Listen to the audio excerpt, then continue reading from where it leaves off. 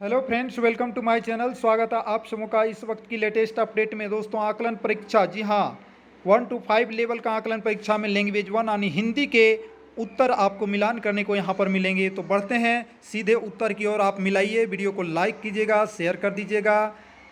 उत्तर बताने से पहले आपको बता दें कि ये प्रश्न जो है, ये बुकलेट जो है एस सीरीज का है। तो एस सीरीज वाले हूबहू मिलाते चलेंगे, बाकी जो है अपने प्रश्न को देखेंगे कहाँ पर मेरा प्रश्न है उसको मिलाएंगे। तो चलिए हम बढ़ते हैं प्रश्न की ओर। पहला है इस अवतरण का सर्वाधिक उपयुक्त शीर्षक। देखिए, इस अवतरण का सर्वाधिक उपयुक्त शीर्षक आपको संस्कृति और उसकी व्यापकता है। ठीक है, चलिए दूसरा प्रश्न देखते हैं।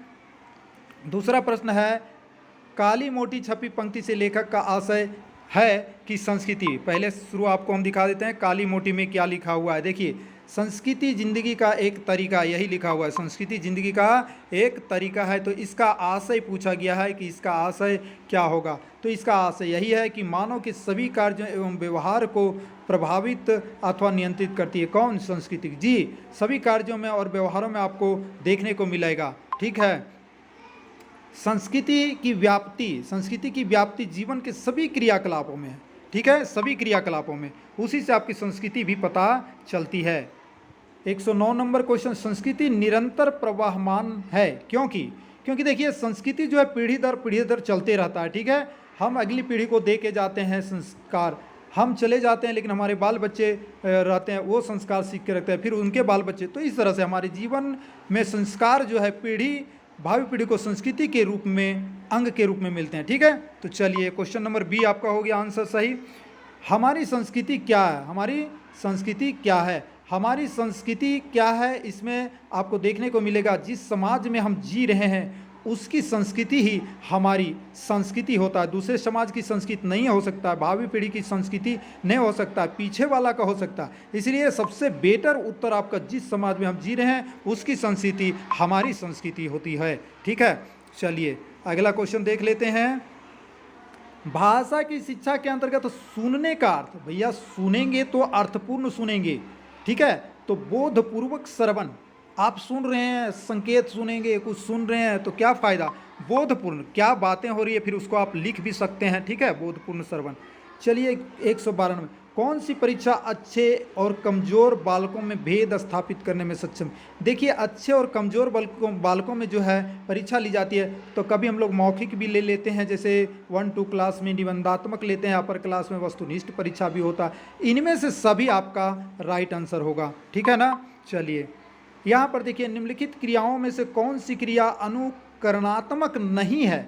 भैया, अनुकरणात्मक उसको कहते हैं जैसे थप थप, थप थप ये शब्द है, इसको थपथपाना बना सकते हैं।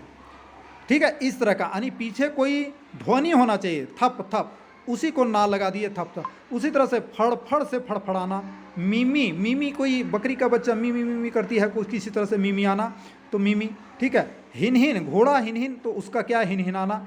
झूठ नहीं है, झूठ से झूठलाना नहीं होगा। तो आपका राइट आंसर यहाँ अनुकरणात्मक नहीं है पूछा, तो झूठलाना ही है जो अनुकरणात्मक नहीं है, ये अनुकरणात्मक क्रिया नहीं है। ठीक है, तो चलिए बढ़ते हैं 114 प्रश्न, किस वाक्य में क्रिया का भाववाच्य प्रयोग है? ये देखिए, तुरंत मारिए इसको, बिना देखे हुए, बिना सोचे समझे, उससे फल नहीं खाए गए।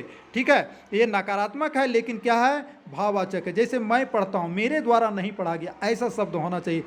उससे फल नहीं खा गया, ठीक है, वह फल नहीं खाता है, उससे फल नहीं खा गया, ऐसा। 115 नंबर, निम्नलिखित में शुद्ध वाक्य। देखिए, इसमें शुद्ध वाक्य हो गया। देखिए, आप पढ़िए, राम और सीता वन में गए, राम और सीता वन गए, राम और सीता वन को गए, राम और सीता वन की ओर गए। सब तो सही लगता है, लेकिन यहाँ तो सब सही लगता है, तो भैया फिर क्यों बोला है कि निम्न में शुद्ध वाक्य कौन है? देखिए, इसमें सबसे शुद्ध वाक्य राम और सीता वन को गए। ठीक है, ये शुद्ध वाक्य है। इसको थोड़ा सा अभ्यास करना पड़ता है, तब आपके साथ ये सही होगा। सही वर्तनी वाला रूप है, देखिए सही वर्तनी वाला अनभिज्ञ है, बाकी अनाभिज्ञ नहीं, अनिभिज्ञ नहीं, अनभिज्ञ नहीं होता है, ये अनभिज्ञ है। ठीक है, चलिए इसके आगे बढ़ते हैं, प्रश्न को देख लेते हैं। जबरदस्त प्रश्न, बहुत सुंदर प्रश्न सब डाला गया है। देखिए, अलंकार पहचाने, बसे बुराई जासु तन ताही को सन्मान, भलो भलो कही छोड़िए खोटे ग्रह जपदान। कहने का मतलब है, बसे बुराई जासुतन, जिसके शरीर में बुराई बसता है, जिसके मन में बुराई है, ताही को सम्मान, उसी को सम्मान मिलता है इस समाज में। देखे होंगे क्योंकि बुरे आदमी से लोग डरते हैं, उसको इज्जत देते हैं ताकि हमको कष्ट नहीं पहुंचाए। और कहते हैं भलो भलो कही छोड़िए, अरे ये तो भला आदमी, ये कुछ नहीं करेगा। ठीक है, जिस प्रकार से यहाँ पर उपमे और उपमान है भाई, ठीक है, खोटे ग्रह जपदान, जिस तरह से भला आदमी को भला करके छोड़ दिया जाता है, ठीक है, उसी तरह से यहाँ पर खोटे ग्रह जपदान, खोटे ग्रह माने जो बुरे ग्रह होते हैं उनका जप और दान किया जाता है। तो ये आपका दृष्टांत हो गया, एक दृष्टांत, समझ गया ना, दृष्टांत में ऐसा कहा जाता है, दृष्टांत आपका अलंकार होगा। 118 4 विकल्पों में सही रस पहचाने, 4 विकल्पों में सही रस। देखिए यहाँ क्या गया, अखिल भूचर अचर सब हरि मुख में लखी मातु, चकित भई गदगद बचन विकसित मुख पुलकातु। यहाँ देखिए क्या वर्णन, अखिल भू चर अचर सब हरि मुख लगे, आश्चर्य की बात है, चकित भई गदगद बचन, माने इसका जो है यहाँ पर क्या गया, अद्भुत रस का बखान किया गया, अद्भुत, आश्चर्य, ठीक है, अद्भुत रस, समझ गए, आश्चर्य ही जो है अद्भुत रस का मूल कारण है।